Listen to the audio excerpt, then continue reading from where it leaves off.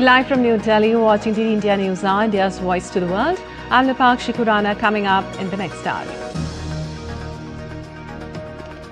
Amid plans to take over Gaza and defeat Hamas, Netanyahu says Israel wants to begin negotiations to end conflict and free all remaining hostages. US and European military chiefs discuss security options for Ukraine. EU nations to provide forces under security guarantees option, while US to give air support. Trump gives 2 weeks to assess peace prospects. United States halts issuance of visas for commercial truck drivers, also reviews 55 million US visa holders for deportation violations. New Jersey braces for impact of Hurricane Erin, which moves northeastwards at the Atlantic Ocean, hundreds of miles offshore.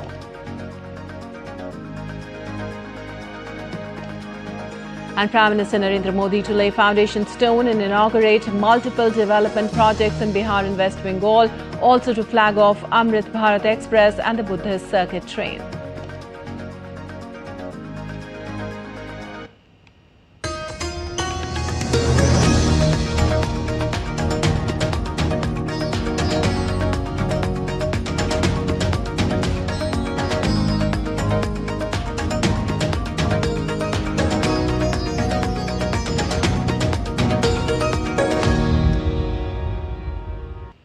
And on to the details now. And in a latest update in Israel-Gaza conflict, Israel's Prime Minister Benjamin Netanyahu said on Thursday that Israel would immediately resume negotiations to end conflict and free all remaining hostages. It was Netanyahu's first response to a temporary ceasefire proposal put forward by Egypt and Qatar that Hamas accepted on Monday.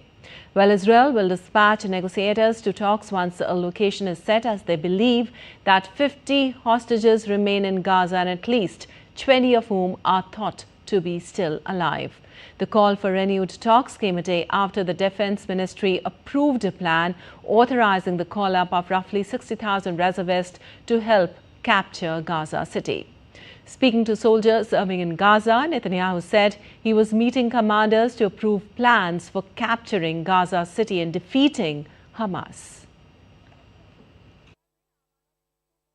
To approve the plans that the Israeli army presented to me and the Minister of Defense for taking over Gaza City and defeating Hamas. I greatly appreciate the presence of the reserve soldiers and of course the regular army for this vital goal. At the same time, I have issued instructions to begin immediate negotiations for the release of all our hostages and an end to the conflict on terms acceptable to Israel.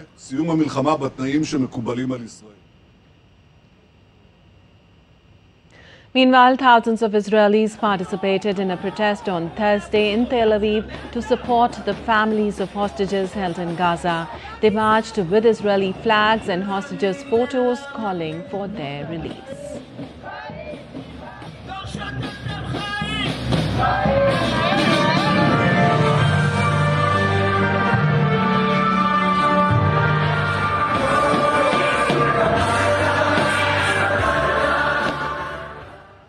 Meanwhile, Secretary General Antonio Guterres renewed his urgent call for Gaza ceasefire. Speaking at a press conference on the sidelines of the International Conference on African Development in Japan's Yokohama, the UN chief also called for unconditional release of all hostages. I must reiterate that it is vital to reach immediately a ceasefire in Gaza and the unconditional release of all hostages, and to avoid the massive deaths and destruction that a military operation against Gaza City would inevitably cause. Simultaneously, the decision by the Israeli authorities to expand illegal settlement construction which would divide the West Bank must be reversed. All settlement construction is a violation of international law. Well, military leaders from the United States and several European nations submitted proposals to their national security advisors outlining potential security guarantees for Ukraine on Thursday. The Pentagon said U.S. and European planners crafted these military options for careful evaluation by allied security officials. The chiefs of defense for the United States, Finland, France, Germany, Italy, United Kingdom and Ukraine met in Washington, D.C. between Tuesday and Thursday. European countries are likely to provide the majority of forces and cover most cost for Ukraine's security guarantees, though details are still being finalized. Trump won't send U.S. troops to Ukraine, but may offer air support, possibly through air defense systems or enforcing a no-fly zone with U.S. jets. This followed U.S. President Donald Trump's pledge to help protect the country under any deal to end the conflict. Well, Trump also set a two-week deadline to assess Russia-Ukraine peace talks on Thursday. Ukraine's Zelensky accused Russia of avoiding negotiations, while Russia claimed Ukraine sought incompatible security guarantees and lacked interest in lasting peace.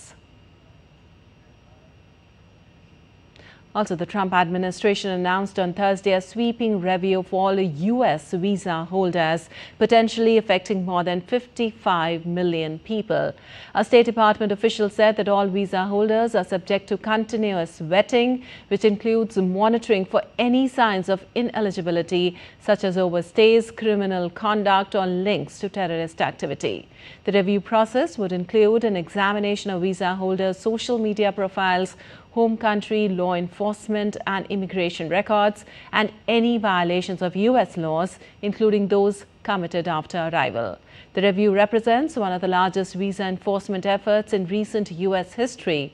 It could impact a wide spectrum of travelers, from students and workers to family visa holders. The State Department says visas that allow people to stay in the United States are revoked anytime if there are indicators of overstays, criminal activity, threats to public safety, engaging in any form of terrorist activity, or providing support to a terrorist organization. Well, the State Department earlier said it has revoked 6,000 visas since Trump took office in January. And President Donald Trump's administration has abruptly halted issuing U.S. visas for truck drivers after a fatal crash drew national attention. This is the latest sweeping step against foreign drivers. U.S. Secretary of State Marco Rubio, in a social media post on X, said, and I quote, "The increasing number of foreign drivers operating large tractor-trailer trucks on U.S. roads is endangering American lives and undercutting the livelihoods of American truckers." Unquote. Well, Rubio's action came after a truck driver was charged with killing 3 people on a highway in Florida while making an illegal U-turn. Moving on, the California Senate on Thursday approved a redrawn political map aimed at giving Democrats 5 more seats in the U.S. Congress, countering the partisan advantage President Donald Trump hopes to gain from a Republican redistricting plan in Texas. California Democrats, led by Governor Gavin Newsom, are pushing for fast-track passage of their redistricting plan, a package of 3 bills just in time to place their proposal new map on the ballot for a special election on the 4th of November. Democrats have characterized their bid to depart from California's usual independent, bipartisan redistricting process adopted by voters in 2008 as a temporary emergency strategy to combat what they see as extreme Republican moves to unfairly rig the system. And moving to the continent of Latin America now, at least 18 people died and more than 40 were injured on Thursday after 2 attacks in Colombia attributed to different dissident factions of the former FARC guerrilla group. In Cali, the country's 3rd most populated city, a cargo vehicle with explosives detonated near a Colombian Air Space Force base in an incident that left 6 people dead and 71 injured. The police reported that the bomb targeted the Marco Fidel Suarez Military Aviation School, prompting the evacuation of several buildings in a nearby school. Hours earlier, a National Police Black Hawk UH-60 helicopter participating in a coca leaf crop eradication operation was shot down in the municipality of Amalfi in the department of Antioquia, leaving 12 officers dead.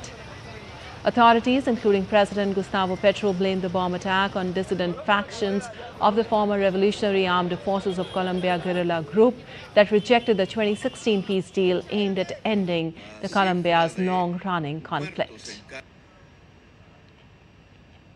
And Argentina's President Javier Milei met Ecuador's president counterpart Daniel Noboa for bilateral talks in Buenos Aires on Thursday during an official visit that ended with an unusual photo opportunity. The two leaders held discussions without making any public statements to the media. While the leaders held private talks, no public statements were made to the media following the meeting, leaving details of what transpired at the talks undisclosed. Both governments are expected to continue diplomatic efforts to deepen cooperation in the coming months.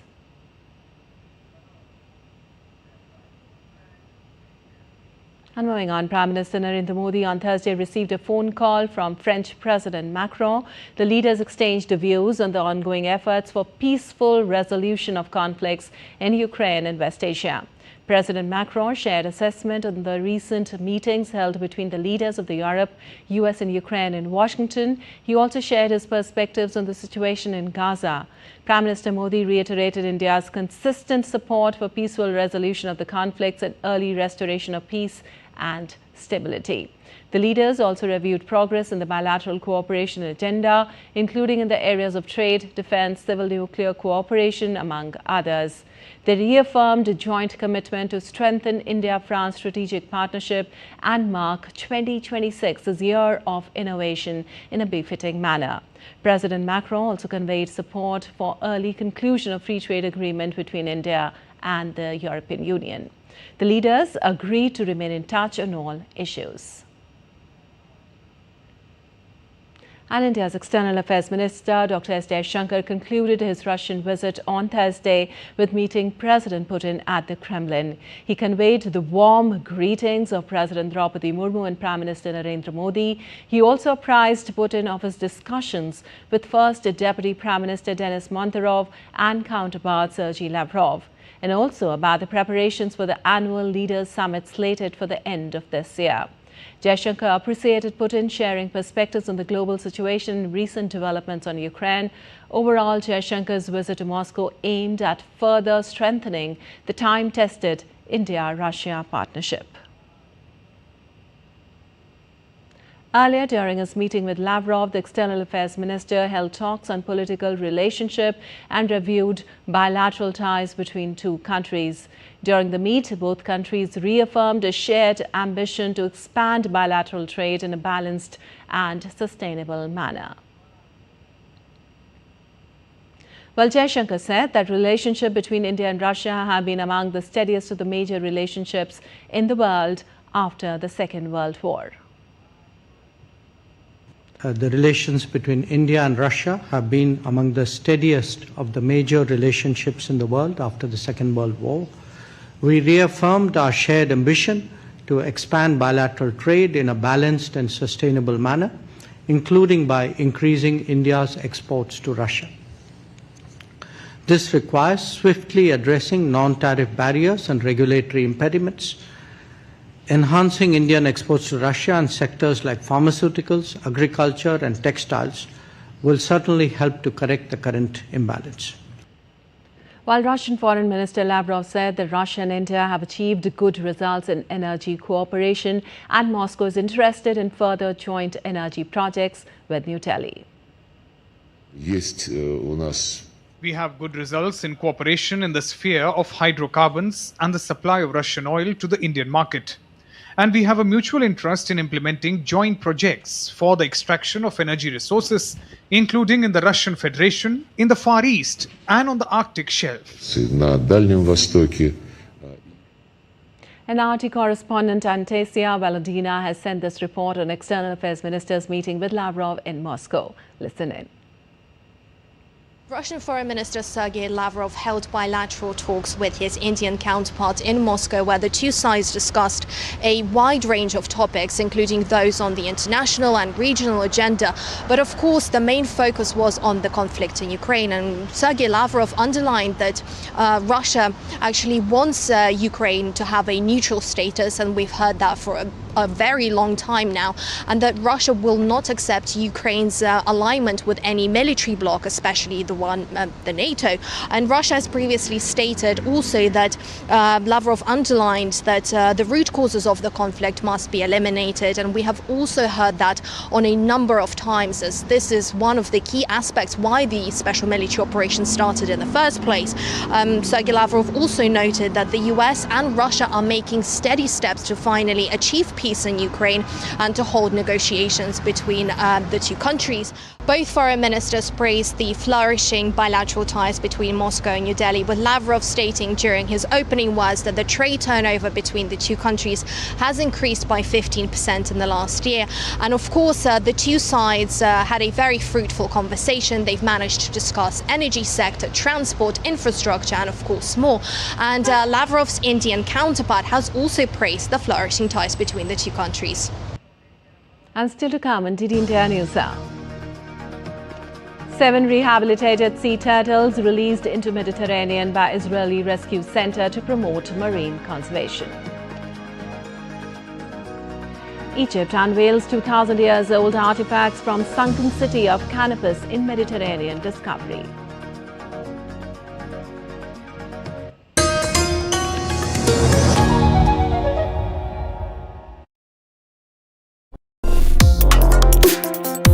Complex issues, hidden agendas, twists and turns, strategic games. We think all dots are linked. We just need to connect them.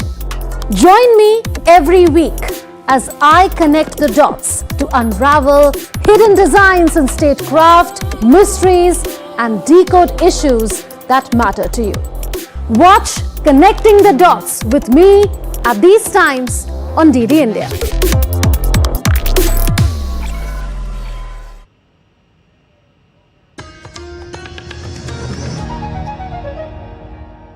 Welcome back. You're watching DD India News. I'm Lipakshi Khurana, and moving on, an explosion at a fireworks warehouse in Pakistan's Karachi city injured at least 34 people on Thursday, causing panic among the residents. The warehouse and some nearby shops caught fire after the blast, which was followed by several smaller explosions, forcing residents to flee for safety.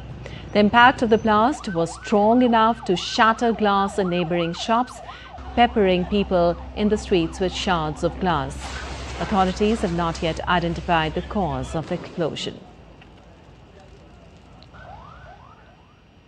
And some global weather updates now. U.S. New Jersey is preparing for the impact of Hurricane Erin, which is moving northeastward in the Atlantic Ocean, hundreds of miles offshore. Beachgoers are cautioned against swimming at most U.S. East Coast beaches due to life-threatening surf and rip currents. Seabright Beach is among the areas bracing for the storm. Despite the threat, high waves and strong winds are drawing locals to the beach. Hurricane Erin is expected to trigger a dangerous storm surge and tropical storm conditions near North Carolina's Outer Banks and along the U.S. Coastal flooding is also possible along portions of the U.S. Mid-Atlantic and southern New England coast through early Friday. Erin was last tracked as a Category 2 storm on Thursday.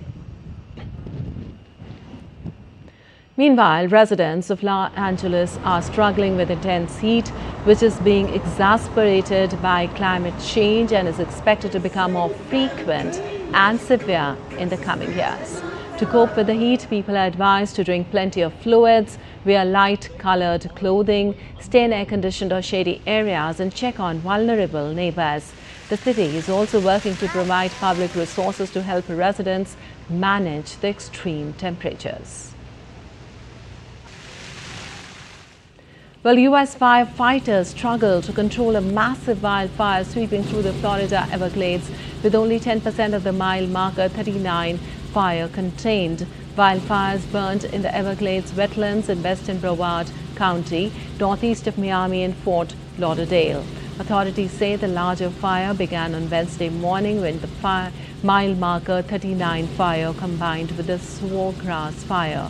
Emergency crews continue to work around the clock to gain control of the fire, which is being fueled by dry conditions and strong winds.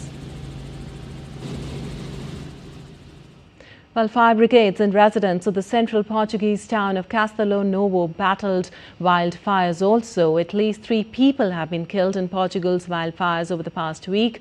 The blazes have burned 274,000 hectares of vegetation, nearly triple the annual average in 2006 to 2024.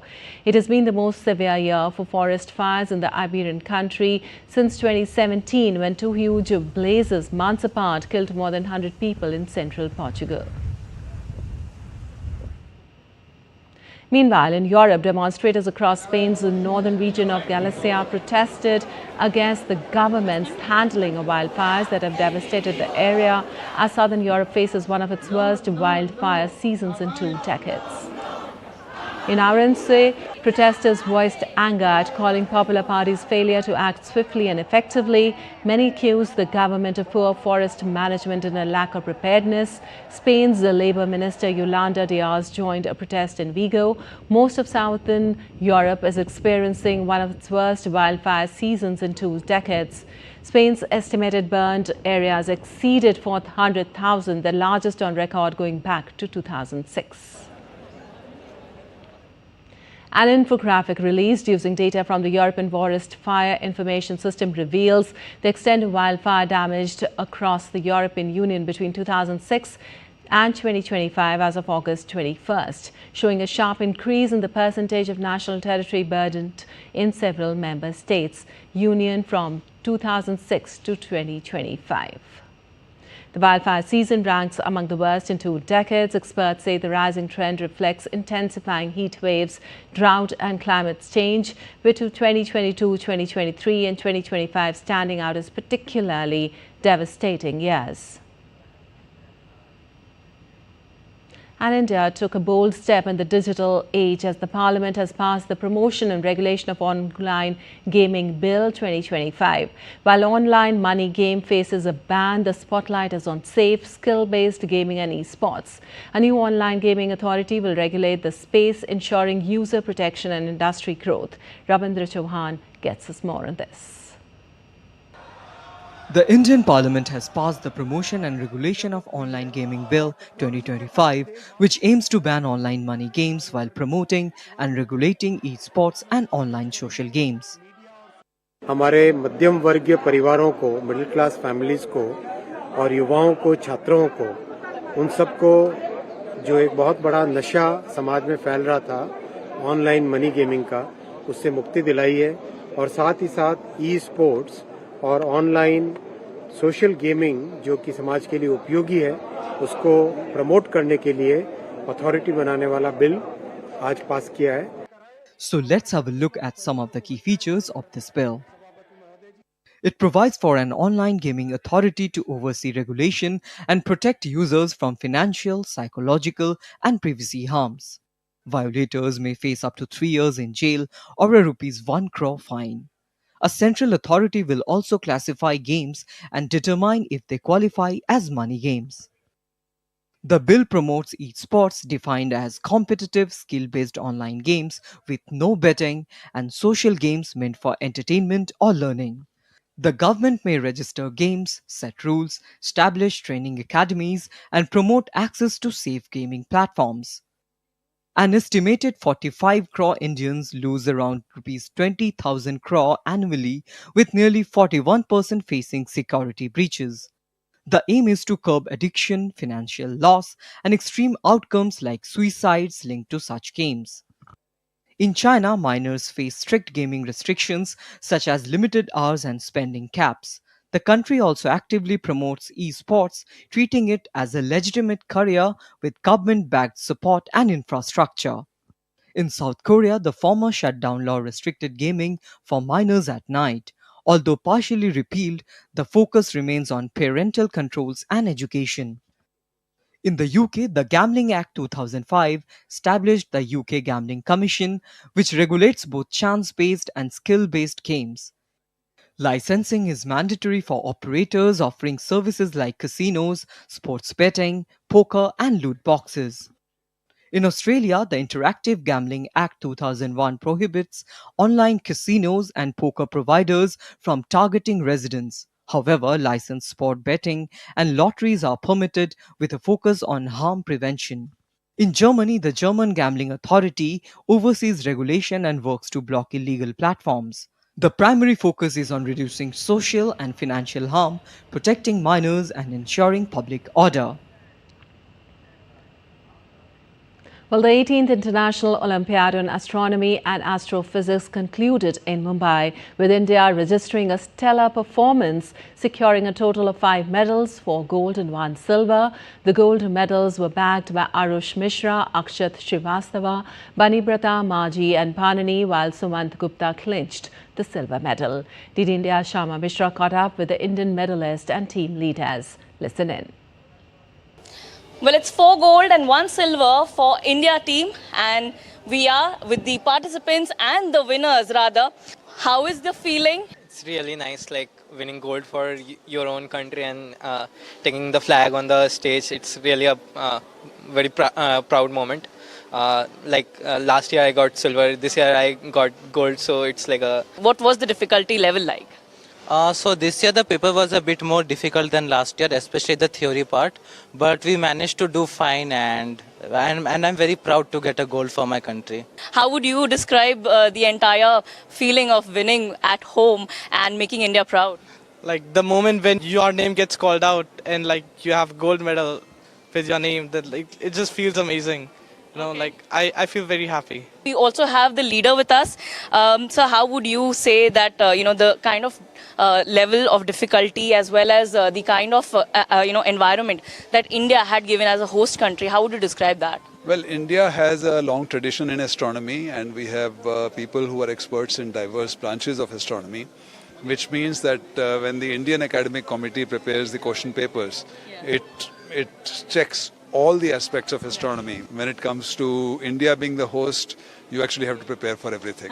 That is the hardest part. Yeah. Ma'am, how would you say, this opens a door of opportunities? It's very nice that various schools have come in to view the ceremony from the galleries above, and it's very good and very inspiring not for students, for us also. It's a great thing, and I hope it inspires other students to take up astronomy as a profession. This is the entire team, and like I've been saying that they have done us proud. We definitely know about this, that this will open a door of opportunities for these students and also for other students who've come here for India's IOAA. Shama Mishra, DD India, Mumbai. Beyond the medals, the Olympiad proved to be a valuable learning experience for all the participants, offering them exposure to global talent and cutting-edge ideas in astronomy. I have to say that this IOA was a wonderful experience. It was well organized, and this edition was way stricter than probably any edition in the history of IOAA. My experience in India has been really wonderful. It's been great exploring this country, getting to know other people as well, like making new friends and just enjoying this cultural experience. I think it would be a very valuable experience to be remembered for like decades, and I hope to continue the contact of the friends that I made in here. I think the experience in India in the last 10 days is extremely memorable and cherished to me, because people here are really friendly, the life is really vibrant, and I think the Olympiad itself is really academically challenging but really interesting. News. India's Prime Minister Narendra Modi met the chairman and CEO of Kyndryl, Martin Schroeter, on Thursday. In a social media post following the meeting, Prime Minister Modi encouraged global partners to explore the wide-ranging opportunities available in India. He underscored the value of collaborating with the nation's talented youth to drive innovation and pursue excellence. Prime Minister Modi also stated that such collaborations can lead to the development of solutions that serve both India and the broader global community. While Martin Schroeter also appreciated the meeting, reaffirming Kyndryl's role as a trusted partner and major employer in India, committed to nurturing talent, advancing technology and supporting community-driven growth and innovation. And the US dollar held steady on Friday, set for a strong weekly gain as investors await Fed Chair Jerome Powell's speech for interest rate cuts.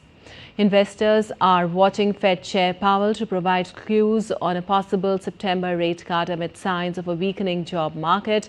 An economist and currency strategist at Commonwealth Bank of Australia in Sydney said markets are on the edge ahead of the all-important Jackson Hole speech. S&P 500 futures ESCV1 added 0.1% after a 5-day losing streak on Wall Street, which left me cash gorge of US equities on tracks for its biggest one-week decline this month. The Nikkei 225 veered between gains and losses and was last trading flat. And Ministry of External Affairs Secretary P. Kumaran is on a 6-day visit to Colombia and Peru starting from August 21st to 26th with an aim to review various elements of bilateral relations. During the visit, Secretary is set to meet ministers and senior officials in the Colombia and Peru to discuss areas of mutual interest and bilateral, regional and multilateral issues.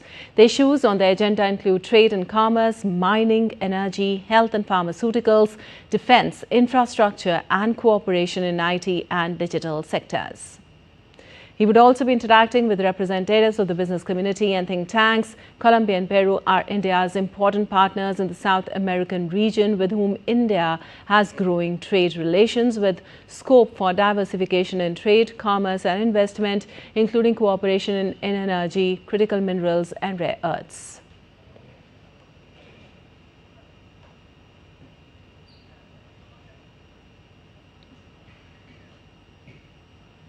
And now let's take a look at other stories making news around the world.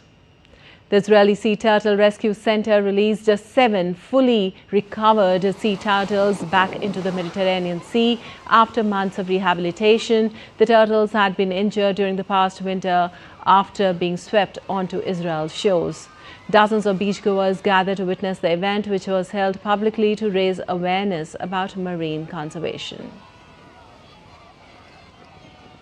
Adidas executives visited the indigenous town of Villa Hidalgo, Yalalag in Mexico on Thursday to apologize for the Oaxaca slip-on shoe criticized for resembling the town's traditional huarache sandals. The shoe sparked accusations of cultural appropriation and faced backlash by the locals and national leaders. Adidas Mexico officials delivered the apology in person and pledged a future collaboration to respect the community's heritage. Towering 42 meters above the turquoise waters and pine forest of Croatia, the Velibrat Lighthouse stands as the tallest operational beacon in the Adriatic Sea. For 24 years, lighthouse keeper Zvonimir Skvorechev has climbed its 183 steps daily, maintaining its signature 20-second splash sequence that sailors rely on. Egyptian authorities have revealed ancient artifacts recovered from the Mediterranean Sea at Abu Qir Bay near Alexandria. The statues and relics dating back over 2,000 years are believed to be part of the sunken city of Canopus, a major hub during the Ptolemaic and Roman eras.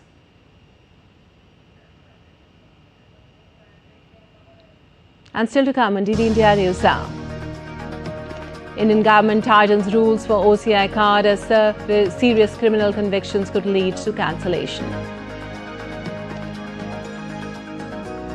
Army chief leads organ donation pledge, honors donor families at awareness program in Delhi.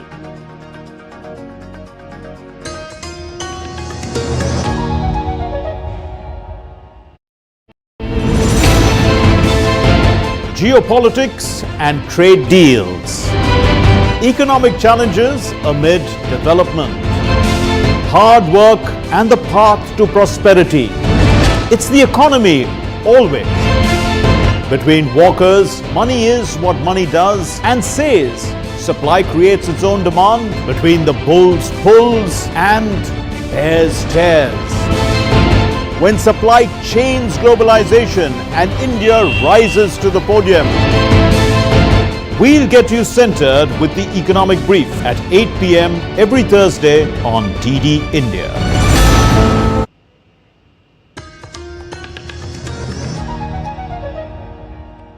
Welcome back. You're watching DD India News. I'm Lipakshi Khurana, and moving on, Prime Minister Narendra Modi is visiting Bihar and West Bengal on Friday. During his visit to Bihar, Prime Minister Modi is going to lay the foundation stone and inaugurate multiple development projects belongs to multiple sectors, including power, road, health, urban development and water supply. Prime Minister Modi will also inaugurate the Onta Samiria Bridge project. He will also flag off Amrit Bharat Express between Gaya and Delhi and the Buddhist Circuit train between Vaishali and Kodarma.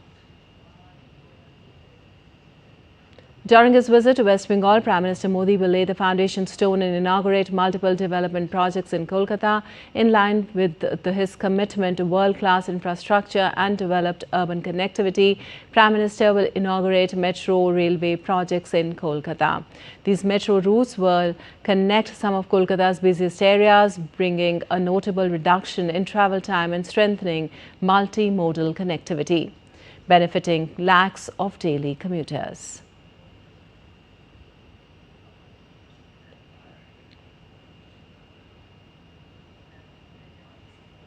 And for more, we have Tapas Bhattacharya joining us from Kolkata on the Prime Minister's visit. Well, Tapas, Prime Minister Modi to inaugurate key development projects today. Tell us more.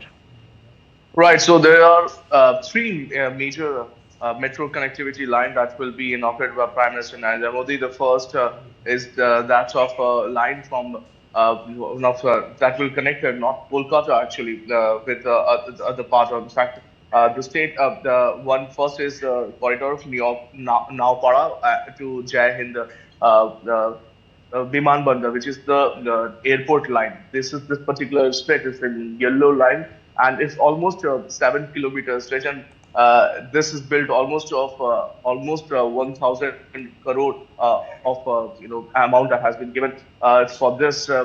This particular stretch is quite important for the simple reason that it connects the airport with the rest of the city, and the area is perennially congested. So there are two benefits that we see very straight away. The first is definitely people will be able to save time, and the second definitely is that of about getting what you call the free from congestion. So that part is there. The second line is that of Kavi Subhas to Hemanta Mukhopadhyay stretch of Orange Line. This particular stretch is actually, it's already there, but the commercial work is going on in this particular stretch. But the people will be able to use it from today.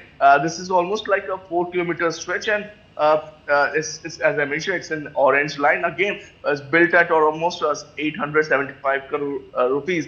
And this particular corridor is again expected to benefit the more commuters, especially connecting the North Kolkata. Again, the next is one of the major highlight of this particular the Prime Minister's visit is that it connects the Shialda and Esplanade stretch. This is a small stretch, one of the smallest stretch that is there. It's almost 2.45 kilometers of green light. But the Esplanade as well as Shialda, these are two of the most busiest and congested areas in North Kolkata. And when you connect this, it has a major benefit. It has a multimodal the way it can help. Built almost again, as I mentioned, it's built almost 1,185 crores. This is again expected to be a major game changer for people, especially traveling traveling 3 kilometers. It takes a lot of time, so it will not just save time. It will not just remove congestion on road, but also will help develop the areas that are there in that particular stretch, and also connect the other parts of the metro. So again, it's when we talk about urban connectivity, this particular the three metro routes that I spoke about is expected to be a major game changer for a city like Kolkata, which direly needs a modern mode of connectivity and infrastructure development. Right, Tapas, as you mentioned, a major game changer. These metro routes will connect some of Kolkata's busiest areas also. How excited are the locals there? Oh, very excited. I had the opportunity to speak to some of the locals yesterday, and interestingly, they all spoke about the fact that the first metro came to Kolkata, but somehow down the ages, down the decades that happened, they couldn't build on that particular legacy, and just they believe that this particular the stretch that the three metro that we are talking about is expected to give a major flip to the urban infrastructure boost that Kolkata badly requires. So yesterday it was raining very heavily, and the road got jammed, and there was panic, chaos on road. They said that this is the answer. This metro connectivity is the only answer where if everything is fine, even in major downpour, the metro will work, and it will provide a lot of relief. And not just we're talking about saving time, congestion. Obviously, it will help in removing more cars from the road. But at the same time, the overall development, socio-economic development that takes place when something like this happens in a city, in a place like Kolkata, it's a huge major push in uplifting the standard of living of people here. So there are cascading impact, and those impact will be felt very shortly once the metro gets going. Absolutely. Thank you so much, Tapas, for all those details, and we'll keep taking more updates throughout the day from you. And moving on, the Indian government has recently tightened the grounds for OCI, or Overseas Citizen of India card cancellation. According to a recent Gazette notification, going ahead, serious criminal convictions could lead to cancellation of OCI status. This includes a person being sentenced to imprisonment of not less than 2 years or charge sheeted for offence with imprisonment for 7 years or more. And the 28th Prime Minister's Science, Technology and Innovation Advisory Council meeting was held on Thursday in New Delhi to discuss the National Plant Health Initiative. The meeting deliberated on the necessity of a coordinated and synergistic approach to enhancing plant health, from the need for future investments to the current realities of plant health in India and strategic foresight for the sector. Everything was discussed in detail. The meeting also highlighted how AI and digital surveillance are empowering crop protection efforts. Effective plant health management is critical for improving the productivity, profitability, sustainability and resilience of agri-food systems, especially in today's times when environmental and health effects of toxic pesticides, exposure to mycotoxins and acute unintentional pesticide poisoning is becoming a major concern. And now let's take a look at other stories making news today. ISRO Chairman V. Narayanan on Thursday announced that India's first manned space mission, Gaganyaan, will hold its maiden test flight in December this year. Speaking at a press conference, he said the mission is progressing well, with around 7,700 tests already completed, roughly 80% of the total. The remaining 2,300 tests are expected to be completed by March next year. Indian Railways has announced 380 Ganpati special train trips to ensure smooth and comfortable travel during the Ganpati festival season. The move comes in response to growing demand from devotees and passengers, especially in Maharashtra and the Konkan region.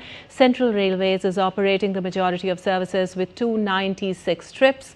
Ganpati special trains began running in early August, with services ramping up as the festival approaches. An organ donation awareness program was conducted at Army Hospital in the national capital. On the occasion, Chief of Army Staff General Upendra Dwivedi, besides other dignitaries, pledged their commitment to organ donation. The COAS underscored the spirit of selfless service to the nation, inspiring troops and their families to come forward and pledge for this noble cause. The event also honored whose families who, even in their moment of grief, chose to give the gift of life through organ donation of their loved ones.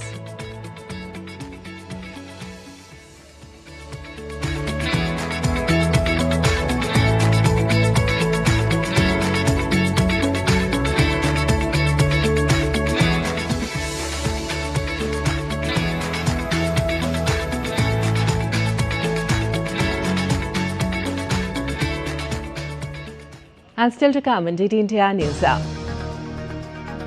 India clinches gold in 10-meter air rifle team event at Asian Shooting Championships.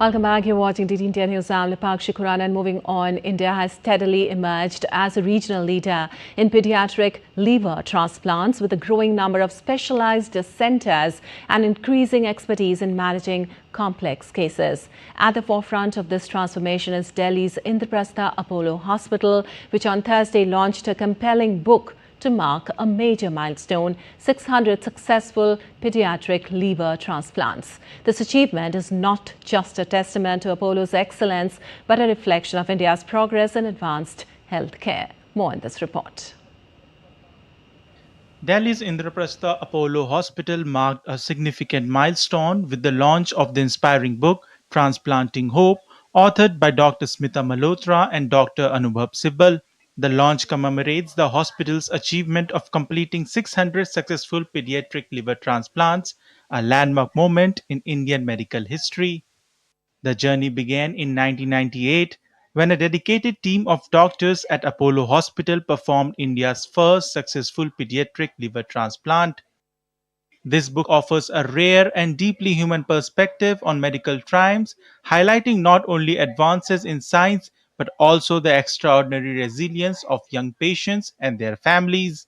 For Dr. Sibbal, who has been at the forefront of pediatric liver transplants for more than 2 decades, this milestone is much more than a number. This book, Transplanting Hope, is about 25 stories of children who've really fought death and against all odds have gone ahead and had a liver transplant. So this is about hope, it's about resilience, it's about overcoming many challenges to fight. It delineates the journeys of these families, their trials, their tribulations, not just the medical part, the social part, the economic part, the upheaval it brought into their lives, and how they were able to overcome it, and what was the role of us as doctors, not just as healers or from a medical point of view, but also from a social and an economic point of view. Adding an emotional weight to the book is the foreword penned by former cricketer and Indian team coach Gautam Gambhir. In his note, Gambhir compares these children's struggles to the grit and honesty of the cricket field, calling them sagas of hope and perseverance that inspire far beyond the hospital walls. I'm sure if this book inspires even one person in this room or many more across the globe, I think this book has done its job. Drawing from more than 26 years of experience and over 600 pediatric liver transplants performed, the book captures intense emotional battles, the medical challenges, and the profound moments of hope that define each journey. Released at a time when India celebrates its advancement in pediatric liver transplantation, this book is both a tribute to medical progress and a reminder that at the heart of every medical victory lies an unbreakable human story. With cameraman Alok, Abhishek Prasad for DD India.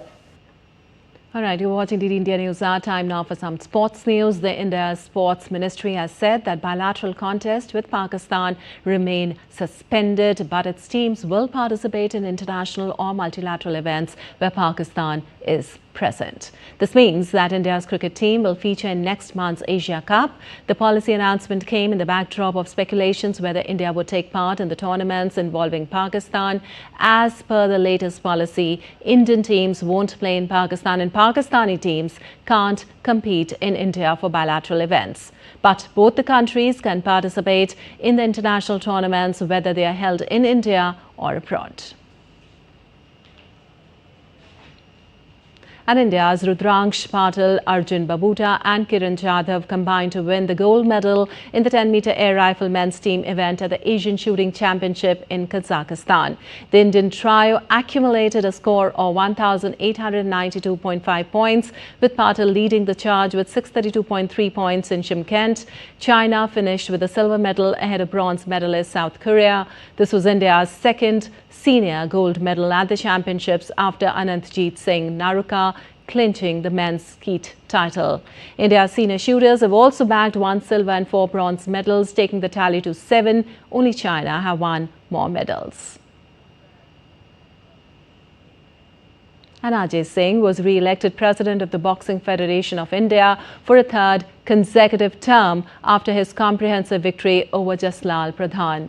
The elections were conducted in the presence of BFI Interim Committee head Fairuz Mohammed of Singapore, who was sent by World Boxing as its observer. Singh won the contest 40-26. He will be joined by new Secretary General Pramod Kumar of Uttar Pradesh. Boxing Federation of India has successfully concluded its election. It was run in a fair and transparent manner, an exemplary way where many national federations should follow. It was led by the Honorable Retired Judge, Mr. Rajesh, and with that, today we have elected the new team. Boxing Federation of India elected the new team with the leadership of Mr. Ajay Singh, and we trust we will continue to develop the boxing in India and continue to grow the boxing of India. And US Open defending champion Yannick Sinner will begin his title defense against Czech Vit Kopriva, while Aryna Sabalenka will be tested in a bid to retain her title after the draw was made. The 24-year-old Italian could meet Britain's Jack Draper in the quarter-finals, third seed Alexander Zverev in the semis and Carlos Alcaraz in the finals, while reigning French Open champion Alcaraz will begin against American Rayleigh Opelka. 4-time champion Novak Djokovic will start against Lerner Tian and could face Alcaraz in the semi-finals.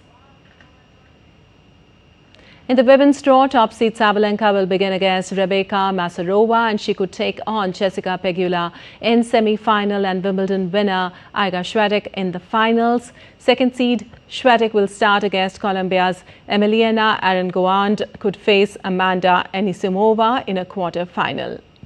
French Open champion Coco Gauff could face fellow American Madison Keys, who won this year's Australian Open in the quarter-finals, before a possible date with Swiatek. The singles tournament at the year's final Grand Slam begins on Sunday. And dozens were hospitalized and hundreds detained after violent clashes by fans during the Copa Sudamericana last 16 match between Independiente and Universidad de Chile. The footage showed soccer fans running through the stands wielding sticks amid the chaos. Fans from both sides threw objects at each other, exchanging insults and making offensive gestures. The football governing body in South America, CONMEBOL, condemned the violence, vowing firm sanctions. The game was abandoned with the score tied 1-1, leaving Universidad de Chile leading 2-1 on the aggregate. The Chilean Foreign Ministry reported that 19 of its citizens were hospitalized and 101 detained. Argentine media reported that more than 300 Universidad de Chile fans were taken into custody, with supporters from both clubs suffering injuries. And a park at Harbin, Polaland in northeast China has launched the region's first immersive red panda experience venue. 10 red pandas from Sichuan has now been shifted there, interacting with visitors. Take a look.